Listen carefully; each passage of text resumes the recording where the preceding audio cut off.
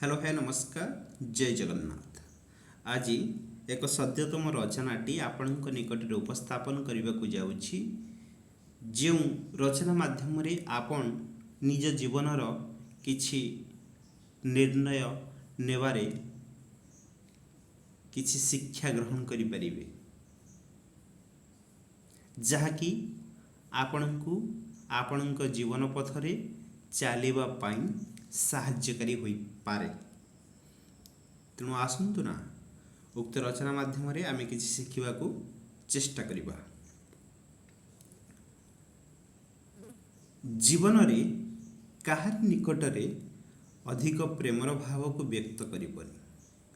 श्रद्धा करुथिले मनरे रखिब प्रदर्शन करिबनी, विशेष करी सर्वसम्मुखरे, कारण बहुत लोक एहाको कदर्थ करिवे, कहिबे एथिरे तुमर निजस्व स्वार्थ निहित रहिछि।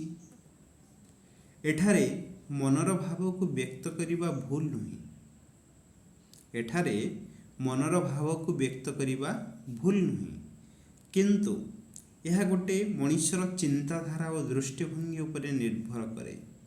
कारण सकारात्मक परिवर्ते नकारात्मक चिंतन एक दुष्ट मनुष्यर प्रतीक होता है। वर्तमान समय रे स्वार्थी मनुष्य नकारात्मक कार्यकरण नियम पर विश्वास करे, कारण बिना कार्यर उत्पत्ति होई न थाए।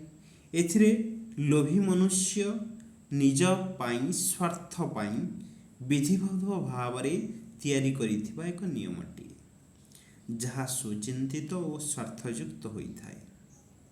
तेबे कहतु तो समाज सेवा पाई इच्छुक थिबा व्यक्ति को जदि ए समाज को ही एथिरे तार व्यक्तिगत स्वार्थ केवल निहित रही, यह कौन तार चिंताधारा को व्यथित करिवनी? यह वर्तमान पाई गोटे बड़ प्रश्न अछि।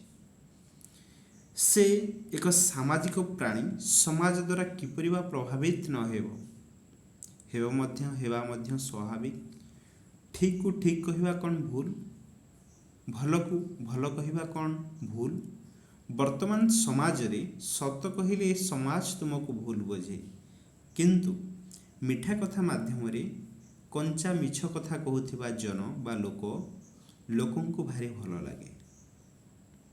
धन्यवाद।